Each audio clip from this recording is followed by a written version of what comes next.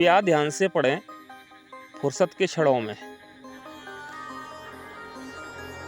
एक सेठ बस से उतरे, उनके पास कुछ सामान था।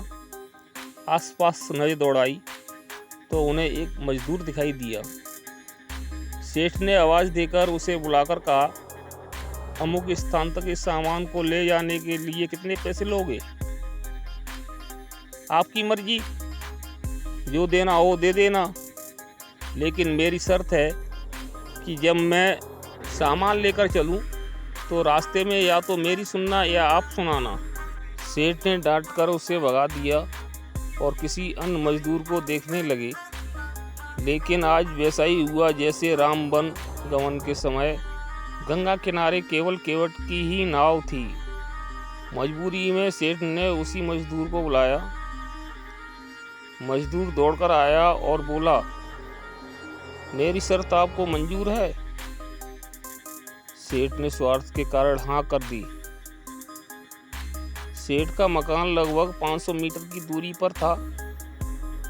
मजदूर सामान उठाकर सेठ के साथ चल दिया और बोला, सेठ जी आप कुछ सुनाओगे या मैं सुनाऊं? सेठ ने कह दिया, तू ही सुना। मजदूर ने खुश होकर कहा कि जो कुछ मैं बोलूं उसे ध्यान से सुनना। यह कहते हुए पूरे रास्ते बोलता गया और दोनों मकान तक पहुंच गए। मजदूर ने बरामदे में सामान रख दिया। सेठ ने जो पैसे दिए ले लिए और सेठ से बोला, सेठ जी मेरी बात आपने ध्यान से सुनी या नहीं? सेठ ने कहा, मैंने तेरी बात नहीं सुनी, मुझे तो अपना काम निकलवाना था। मजदूर बोला, सेठ जी आपने जीवन की बहुत बड़ी गलती कर दी। कल ठीक 7 बजे आपकी मौत होने वाली है। सेठ को गुस्सा आया और बोले, तेरी बकवास बहुत सुन ली, जा रहा है या तेरी पिटाई करूं? मजदूर बोला, मारो या छोड़ दो, कल शाम को आपकी मौत होनी है। अब भी मेरी बात ध्यान से सुन लो। अब सेठ थोड़ा गंभीर हुआ और बोला, सभी को मरना है, अगर मेरी मौत कल शाम होनी है तो होगी, इसमें मैं क्या कर सकता हूँ? मजदूर बोला, तभी तो कह रहा हूँ कि अब भी मेरी बात ध्यान से सुन लो। सेठ बोला, सुना, ध्यान देकर सुनूंगा। मरने के बाद आप ऊपर जाओगे तो आपसे यह पूछा जाएगा कि हे मनुष्य, पहले पाप का फल भोगेगा या पुण्य का? क्योंकि मनुष्य अपने जीवन में पाप पुण्य दोनों ही करता है। तो आप कह देना, पाप का फल भुगतने को तैयार हूँ, लेकिन पुण्य का फल आंखों से देखना चाहता हूँ। इतना कहकर मजदूर चला गया। दूसरे दिन ठीक 7 बजे सेठ की मौत हो गई। सेठ ऊपर पहुंचा तो यमराज ने मजदूर द्वारा बताया गया प्रश्न कर दिया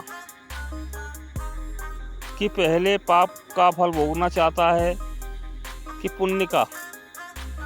सेठ ने कहा, पाप का फल भुगतने को तैयार हूँ, लेकिन जो भी जीवन में मैंने पुण्य किया हो उसका फल आंखों से देखना चाहता हूँ।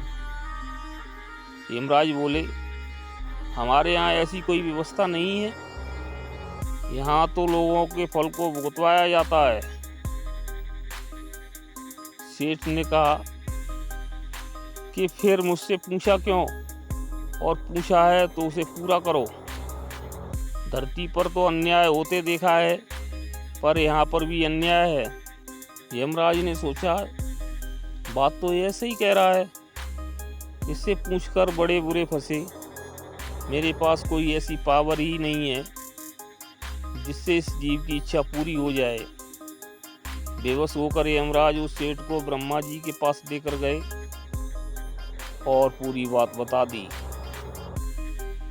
ब्रह्मा जी ने अपने पोथी निकालकर सारे पन्ने पलट डाले, लेकिन उनको कानून की कोई ऐसी धारा या उपधारा नहीं मिली जिससे जीव की इच्छा पूरी हो सके। ब्रह्मा भी विवश होकर यमराज और सेठ को साथ लेकर भगवान के पास पहुंचे और समस्या बताई।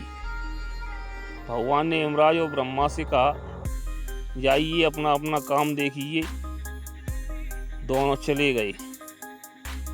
भगवान ने सेठ से कहा कि अब बोलो, तुम क्या कहना चाहते हो।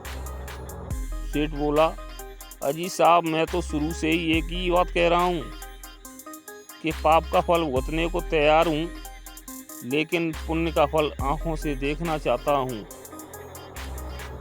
भगवान बोले, धन्य है वो सद्गुरु जो तेरे अंतिम समय में भी तेरा कल्याण कर गया।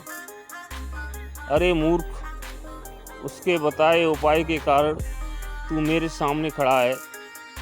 अपनी आँखों से इससे और बड़ा पुण्य का फल क्या देखना चाहता है। मेरे दर्शन से तेरे सभी पाप भस्मीभूत हो गए। इसलिए बचपन से हमको सिखाया जाता है कि गुरुजनों की बात ध्यान से सुननी चाहिए। पता नहीं कौन सी बात जीवन में कब काम आ जाए। प्रभु की कृपा से आपका दिन मंगलमय हो।